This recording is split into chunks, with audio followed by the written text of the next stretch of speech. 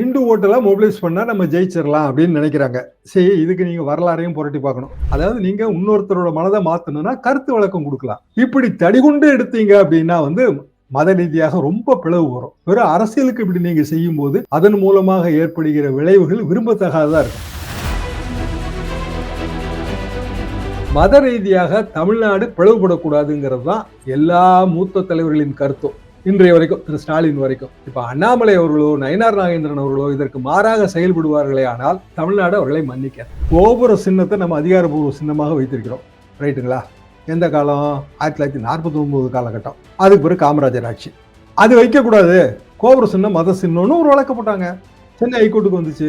Chennai high court நீளமா விசாரிச்சுட்டு கோபுர சின்னம் மத சின்னம் இல்ல, அது கட்டிடக்கலை மற்றும் பண்பாட்டின் சின்னம், அதனால வச்சுக்கலான்ட்டாங்க. திருப்பரங்குன்றம் மேட்டரா நம்ம சீரியஸா எடுக்க வேண்டியது இருக்கு. இல்லைன்னா ரைட்டுங்க, ஒரு 2 பேர் சண்டை போட்டுக்கிறாங்க, ஏதோ மத அடிப்படையிலானது. அப்போ திருப்பரங்குன்றம் கோயில் இந்துக்களுக்கு சொந்தம் சொல்ல வேண்டியது யாருங்க? நீங்களா இல்ல அந்த கோயிலை சுற்றி வாழ்கிற மக்களா? சென்ட்ரல் இண்டஸ்ட்ரியல் ஃபோர்ஸ் அதோட வேலை என்னன்னா ஹைகோர்ட்டை பாதுகாக்கிறது. இப்போ அதே மாதிரி இங்கேயும் சென்னை உயர்நீதிமன்றத்திலையும் ஒரு சென்ட்ரல் ஃபோர்ஸ் இருக்கு. ஆரின் அதர்வேர்ட்ஸ் ஹைகோர்ட்டை பாதுகாக்க வேண்டிய ஒரு அமைப்பை கூட அனுப்பி நீங்க தீபம் ஏற்றுபவர்களுக்கு பாதுகாப்பா இருங்கன்னு சொல்றது மிகப்பெரிய தவறு. கோர்ட் வளாகத்தை பாதுகாக்க வேண்டியவர்களை நீங்க அயல் பணிக்கு எப்படிங்க அனுப்ப முடியும்? நீ என்னதான் பெரிய அதிகாரம் பெற்ற நீதிபதியா இருந்தாலும் அது எப்படி நன்மை பயக்கும் சொல்லுங்க? அப்போ ஒவ்வொருத்தரும் அவங்களுக்கு கீழே இருக்கிறவங்களை வெவ்வேறு இதுக்கு அனுப்பலான்லாம் ஆயிருது.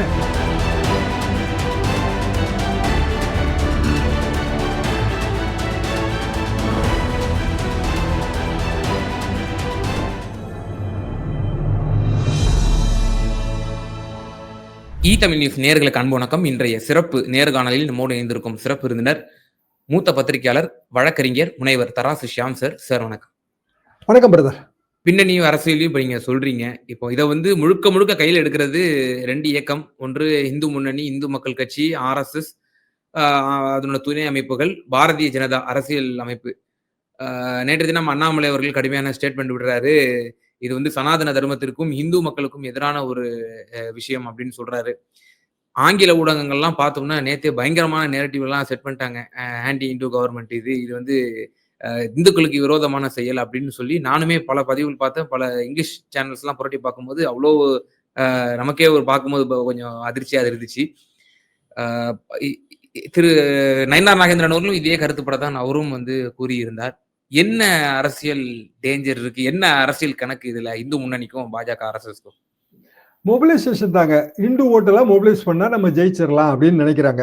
சரி, இதுக்கு நீங்க வரலாறையும் புரட்டி பார்க்கணும். நாங்கெல்லாம் அண்ணா கேம்ப்ல இருந்து பத்திரிகையாளர்கள் ஆனோம். எம்ஜிஆர் பத்திரிகை, ஜானகி அம்மா எங்களுக்கு முதலாளி. அண்ணால 17/2/83 அன்னைக்கு நாங்க ஒரு செய்தி போட்டோம். செய்தி என்னன்னா, இந்து முன்னணி ஊர்வலத்துக்கு நான் அனுமதி மறுத்தது ஏன் அப்படின்னு எம்ஜிஆர் பேசியிருக்காரு. இந்து முன்னணி ஊர்வலத்துக்கு என்ன ஊர்வலம்னா இதே மாதிரியான ஒரு பிரச்சனை.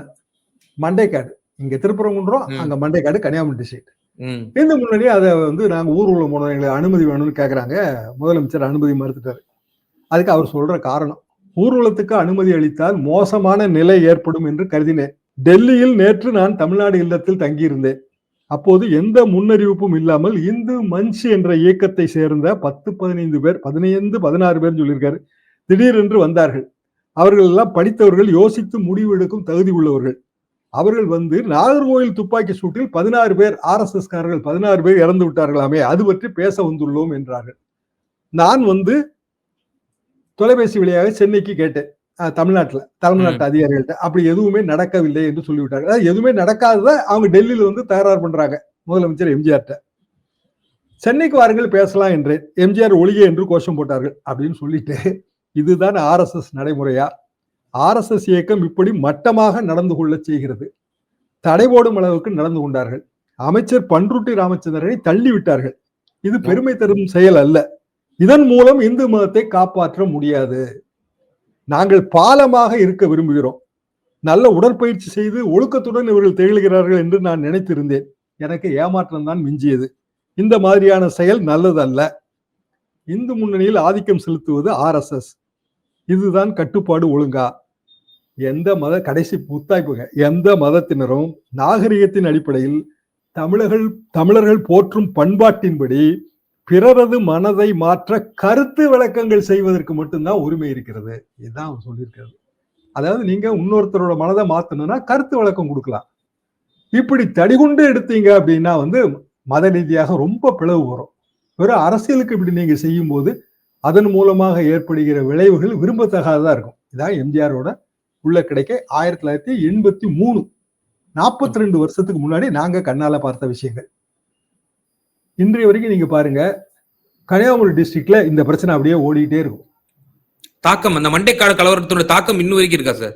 இன்னும் இருக்கு, ஓ, இன்னமும் இருக்குல்ல. கிறிஸ்தவ அதனாலதான் நாடார்கள் மத்தியிலும் இந்து நாடார்கள் மத்தியிலும் இன்னும் இருக்குன்றீங்க. நாடார்கள் நீங்க சுருக்க வேண்டாங்க. இந்து வெர்சஸ் கிறிஸ்டின் இருக்கா இல்லையா இதுதான் கேள்வி. என்ன காரணம்? பிஜேபி எங்க வளர்ந்துருக்கு?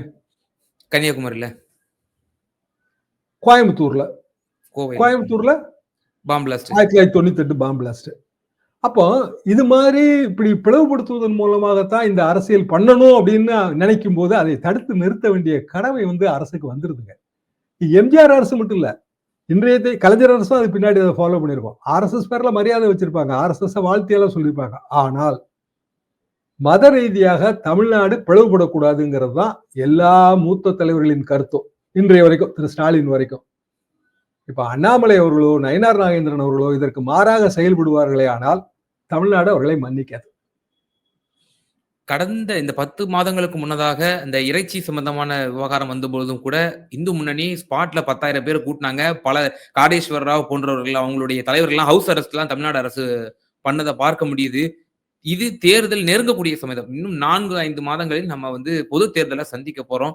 இதை ஒரு துருப்புச் சீட்டாக ஆர்எஸ்எஸ் பாஜக பயன்படுத்துமா? திராவிட முன்னேற்ற கழகம் எடுத்திருக்கக்கூடிய அந்த அரசு எடுத்திருக்கக்கூடிய நடவடிக்கைகள் சரியானதாகத்தான் இருக்கிறதா? தமிழ்நாட்டில் இருக்கிற எங்களை மாதிரி நினைக்கிற சக்திகள் எல்லாம் அரசுக்கு பின்னாடி தாங்க இருக்கு. என்ன காரணம்னா இதோட விபரீத விளைவுகளை நாங்க சந்திச்சிருக்கோம். இந்த கோயம்புத்தூர் பாம் பிளாஸ்டா இருந்தாலும் சரிதான், மண்டைக்காடு கலவரமா இருந்தாலும் சரிதான், இது எதை நோக்கி போகுங்கிறது எங்களுக்கு 40 வருஷம் அனுபவம் இருக்கு. அது வேண்டாம், அது ஆபத்தானது. வட இந்தியாவில் கடைபிடிக்கப்படுகிற அதே பிளவுபடுத்தும் சக்தி தான் இங்க கொண்டு வராங்க. கொண்டு வந்துட்டீங்கன்னா நாளைக்கு சமுதாயம் 2 கூறா இருக்கும். 2 கூறா இருக்கும்போது ஒரு கூறு வந்து ஒரு தரப்புக்கு ஆதரவா இருக்குன்னு வச்சுக்கோங்க. மொபிலைசேஷன், கவுண்டர் மொபிலைசேஷன் 2 வந்துடும். அமைதியான வாழ்க்கையே வாழ முடியாதுங்க. தமிழ்நாடு அப்படியான ஒரு பூமி கிடையாது. இது எம்ஜிஆர் காலத்துல இருந்து நான் சொல்றேன். இதை இன்றைக்கு நேற்றைக்கெல்லாம் இந்த கருத்து உருவாக்கம் வரல. எம்ஜிஆர் காலத்துல எங்களுக்கு தெரிந்தது, அதுக்கு முன்பே இருந்தே இது இருக்கும். சரி, கோபுர சின்னத்தை நம்ம அதிகாரப்பூர்வ சின்னமாக வைத்திருக்கிறோம், ரைட்டுங்களா? எந்த காலம்? 1949 காலகட்டம். அதுக்கு பிறகு காமராஜர் ஆட்சி. அது வைக்கக்கூடாது, கோபுர சின்னம் மத சின்னம்னு ஒரு வழக்கு போட்டாங்க. சென்னை ஹைகோர்ட்டுக்கு வந்துச்சு. சென்னை ஹைகோர்ட் நீளமா விசாரிச்சுட்டு கோபுர சின்னம் மத சின்னம் இல்ல, அது கட்டிடக்கலை மற்றும் பண்பாட்டின் சின்னம், அதனால வச்சுக்கலான்ட்டாங்க. கோபுர சின்னத்தை வைத்திருக்கிற தனது அதிகாரப்பூர்வ லட்சணியாக வைத்திருக்கிற ஒரு அரசு எப்படி வந்து ஒரு மதத்துக்கு விரோதமான அரசா இருக்க முடியும்? மத நல்லிணக்க அரசா தானே இருக்க முடியும்.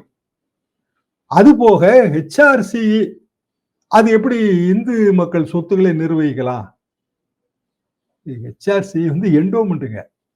அதாவது எத்தனையோ 1000 வருஷமாக வந்து ஆலயங்களுக்கு தானங்கள், தர்மங்கள், அதே மாதிரியான கல்வெட்டு ஆதாரங்கள் இதெல்லாம் வைத்து நிறைய சொத்து இருக்கு. காலப்போக்கில் சொத்துக்கள் வந்து ஆங்காங்கே சுரண்டப்பட்டிருக்கிறது. அது எல்லாத்தையும் கொஞ்சம் கொஞ்சமா மீட்டு உருவாக்கம் பண்ணி இதை செயல்படுத்துவதற்காக சுதந்திரத்துக்கு ஒரு 20-25 வருஷத்துக்கு முன்னாடி உருவாக்கப்பட்டது ஹெச்ஆர்சி துறை. அது ஏதோ வந்து இப்ப வந்து ஸ்டாலின் அரசோ இல்ல இதுக்கு முந்தி இருந்த ஜெயலலிதா அரசோ உருவாக்குனது கிடையாது, எடப்பாடி பழனிசாமி அரசோ உருவாக்குனது கிடையாது. ஹெச்ஆர்சிக்குன்னு ஒரு தனி சட்டம் இருக்கு. இன்னும் சொல்ல போனா நம்ம சட்டத்தை ஃபாலோ பண்ணி தான் நிறைய மாநிலங்கள் வந்து இந்தியா முழுசும் சட்டம் வச்சிருக்கு, இதே சட்டம். அப்ப ஏன் மற்ற மதங்களுக்கு வந்து நீங்க ஆக்ட் கொண்டு வரல அப்படின்னா 80 to 90% தர்ம சொத்துகள் இருப்பது ஒன்று இந்து மதம், வக்ஃபோர்ட் மாதிரியான அமைப்புகள், இஸ்லாமிய அறக்கட்டளைகள். நானே வந்து ஒரு வக்ஃபோர்ட் ஸ்கூல்ல படிச்சது தாங்க, பின்னாடிதான் வக்ஃப் ஆச்சு. ஆரம்பத்துல வந்து அது ஒரு இஸ்லாமிய பள்ளி, ஒரு தனவந்தர் கொடுத்த ஒரு 10-15 ஏக்கர் நிலம். அதுல வந்து ஒரு ஸ்கூல், சாதாரண ஸ்கூலுங்க, ஓட்டு போட்ட ஸ்கூலு. நிறைய ஊர்களில் இதே ஹிந்து ஸ்கூல் இருக்குங்க. இப்ப நீங்க ஆம்பூர் பக்கம் இங்கெல்லாம் வந்தீங்கன்னா ஹிந்து அறக்கட்டளைகள் நடத்துற ஸ்கூல்கள் இருக்கு. இது வந்து நிறைய தர்ம சிந்தனை உடையவர்கள் அவங்க சொத்து வந்து பிறருக்கு பயன்படணுங்கிறதுக்காக 100 வருஷம், 150 வருஷம், 200 வருஷத்துக்கு முன்னாடி ஏற்படுத்தின அமைப்புகள். திடீர்னு யாரோ ஒருத்தங்க வந்து அதுல ஒரு குரூப் வந்து இல்ல இதெல்லாம் வந்து இந்து அமைப்பு, இதெல்லாம் வந்து இஸ்லாமிய அமைப்பு, இதுல வந்து இஸ்லாமியர்களுக்கு தான் உரிமை இருக்கு, இதுல இந்துக்களுக்கு தான் உரிமை இருக்கு, இதுல கிறிஸ்டியன்களுக்கு தான் உரிமை இருக்குன்னு சொல்றதே தப்பு. நான் வந்து எஸ்எல்சி வந்து என்ன கிறிஸ்டியன் ஸ்கூலுங்க, ரைட்டுங்களா? ஆரம்ப பள்ளி இஸ்லாமிய ஸ்கூல், எஸ்எல்சி கிறிஸ்டியன் ஸ்கூல். பேர் என்ன தெரியுமா அந்த ஸ்கூலுக்கு பேரு? Tirunelveli diocesan Pulamadan Chettiar national high school. Pulamadan Chettiar ஒரு ஹிந்து, அவரோட லேண்ட் ஏகப்பட்ட லேண்டை விட்டு கொடுத்துருக்காரு. அதோட நிக்கல, நேஷனல் ஹை ஸ்கூல்னு சேர்த்திருக்கு. எத்தனை வருஷத்துக்கு முன்னாடி? அது இருக்குங்க, ஒரு கிட்டத்தட்ட 100 வருஷம் முன்னாடி. நிர்வாகம் கிறிஸ்டின் நிர்வாகமா இருக்கும். என்னன்னா அப்போ வந்து இந்து நிர்வாகத்துக்கு கீழே கல்வி அறக்கட்டளைகளை நிர்வகிக்கக்கூடிய அமைப்புகள் இருந்திருக்காது. திருநெல்வேலியில மதிதா இந்து கல்லூரி இருந்துங்க, இந்து அமைப்பு கீழே. ஸ்கூல்ஸ்க்கு அவங்க போல, ஒரே ஒரு மதிதா இந்து கல்லூரி ஸ்கூல் மட்டும் திருநெல்வேலியில இருந்துச்சு, கிராமங்களுக்கு அவங்க போல. அப்ப நீங்க நேசரத், சாத்தாங்குளம் மாதிரியான பகுதிகளில் பாத்தீங்கன்னா கிறிஸ்டியன் அமைப்புகள் கல்வி ஸ்தாபனங்கள் நிர்வகிச்சது. அதனால ஒரு இந்து தனவந்தர் வந்து அவரோட சொத்துக்களை ஒரு பகுதியை தான் பிறந்த ஊர்ல இருக்கிற ஒரு ஸ்தாபனத்துக்கு நிர்வகிக்கிற உரிமையை கொடுத்திருக்காரு. அது கிறிஸ்டியன் சொத்தும் கிடையாது, இந்து சொத்தும் கிடையாது, இஸ்லாமிய சொத்தும் கிடையாது. இன்றைய தேதிக்கு அதுதான் நிலவரம். திடீர்னு நீங்க வந்து ஓட்டு அரசியலுக்காக இதுக்குள்ள எல்லாம் மதத்தை கொண்டு வந்து சேர்த்தீங்கன்னா தமிழ்நாடு வந்து அமைதி பூங்காக இருக்கிற தமிழ்நாடு அமளிக்காடாக மாறிடும். எனவேதான் இந்த திருப்பரங்குன்றம் மேட்டரை நம்ம சீரியஸா எடுக்க வேண்டியது இருக்கு. இல்லைன்னா ரைட்டுங்க, ஒரு 2 பேர் சண்டை போட்டுக்கிறாங்க, ஏதோ மத அடிப்படையிலானது. அப்போ திருப்பரங்குன்றம் கோயில் இந்துக்களுக்கு சொந்தம் சொல்ல வேண்டியது யாருங்க?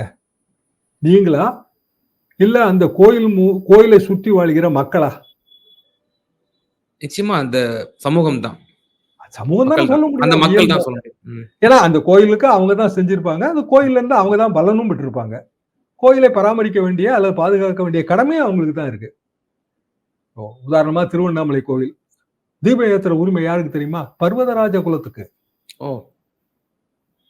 பெரிய மேட்டுக்குடியெல்லாம் அங்க தீபம் ஏற்ற முடியாதுங்க. அது எத்தனை வருஷமா இருக்கு, அது எவ்வளவு டைம் இம்மோரியல். திருப்பரங்குன்றம் கோயிலே அப்படி இருக்கும். அந்த வழிபாட்டு உரிமையை ஏதாவது ஒரு இடத்துல தொடங்கி வைக்க வேண்டியதை வேற ஒரு கம்யூனிட்டிக்கு பிரிச்சு கொடுத்துருவாங்க. தேவேந்திர குல வேளாளர்கள் நினைக்கிறேன் திருப்பரங்குன்றம் கோயில்ல. ஏன்னா சாதி சமய நல்லுறவு வேணும்னு எத்தனையோ நூற்றாண்டுகளுக்கு முன்னாடி நம்ம முன்னோர்கள் நினைச்சிருக்காங்க. அவ்வளவு நாளா மதமும் இருக்கு. இப்ப மதுரை கோரிப்பாளையம் எல்லாம் எடுத்தீங்கன்னா அங்க வந்து எவ்வளவு வருஷங்களுக்கு முன்னாடி வந்து அடக்கமாயிருக்கிற ஒரு இஸ்லாமிய ஞானிகள் அவங்களோட சமாதி தான் அது. மதுரையில 5 மொழி கிட்ட இருக்குங்க. சௌராஷ்டிரா மொழி அங்க இருக்கு, தமிழ் இருக்கு, உருது இருக்கு, ஹிந்தி இருக்கு, தெலுங்கு இருக்கு. நாயக்கர்கள் இல்லாம மதுரை ஏதுங்க? தெலுங்கு நாயக்கர்கள் இல்லாம மதுரை ஏது? அப்போ எல்லாருமா சேர்ந்து நம்ம அமைதியா வாழ்றோம், எல்லாம் இன்க்ளூசிவ். திடீர்னு பாத்தீங்கன்னா ரம்ஜான் பிரியாணி எங்கேயாவது ஒரு இந்து சகோதரர் வந்து இஸ்லாமிய சகோதரர் வீட்டுல ரம்ஜான் பிரியாணி சாப்பிடுவாரு. சௌராஷ்டிரர்கள் செய்த நெய்த நூல் அப்படிங்கிறதுக்காக யாரும் புறக்கணிக்கிறது கிடையாது.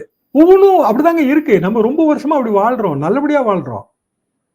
அதை கெடுப்பதற்கான உரிமை இவர்களுக்கு தரப்படவில்லை. சென்னை உயர்நீதிமன்றம் நல்ல தீர்ப்பை வழங்குமையானால் எனக்கெல்லாம் மகிழ்ச்சிங்க.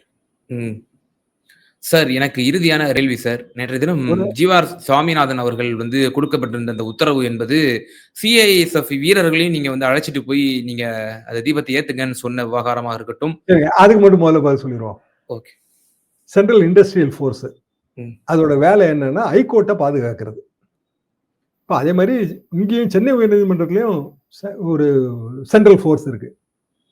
ஆரின் அதர்வேர்ட்ஸ் வந்து ஹைகோர்ட்டை பாதுகாக்க வேண்டிய ஒரு அமைப்பை கூட அனுப்பி நீங்க வந்து தீபம் ஏற்றுபவர்களுக்கு பாதுகாப்பாயிருங்கன்னு சொல்றது மிகப்பெரிய தவறு. இப்போ நிறைய நம்ம குற்றச்சாட்டு என்னங்க வைக்கிறோம்?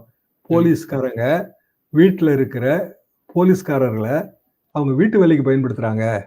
ஆனா அவங்களுக்கு கொடுக்கப்பட்ட டியூட்டி என்னன்னா அந்த போலீஸ் உயர் அதிகாரியோட காவல் தான் அவங்களுக்கு கொடுக்கப்பட்ட டியூட்டி. ஆனா அவங்க வந்து வீட்டு வேலைக்கு பயன்படுத்துறாங்க. இந்த குற்றச்சாட்டு நம்ம வைக்கிறோமா இல்லையா? அதே குற்றச்சாட்டு தானே இப்ப இவங்க மேலேயும் வைக்க வேண்டியது வரும். கோர்ட் வளாகத்தை பாதுகாக்க வேண்டியவர்களை நீங்க அதர் பணிக்கு அயல் பணிக்கு எப்படிங்க அனுப்ப முடியும்? நீ என்னதான் பெரிய அதிகாரம் பெற்ற நீதிபதியா இருந்தாலும் அது எப்படி நன்மை பயக்கும் சொல்லுங்க? அப்போ ஒவ்வொருத்தரும் அவங்களுக்கு கீழே இருக்கிறவங்கள வெவ்வேறு இதுக்கு அனுப்பலாம்ல ஆயிருது. நிச்சயமா சார், இந்த திருப்பரங்குன்றம் மலை விவகாரம் சம்பந்தமாக வரலாற்று தொட்டு உங்களுடைய இந்த உணர்வுபூர்வமான அனுபவத்தையும் பல நீதிமன்றத்தில் நடந்த அந்த சம்பவங்களையும் சுட்டிக்காட்டி பல கருத்துக்களை வந்து எங்க நேயர்களுக்கு ரொம்ப தெளிவா பகிர்ந்தீங்க. ரொம்ப நன்றி.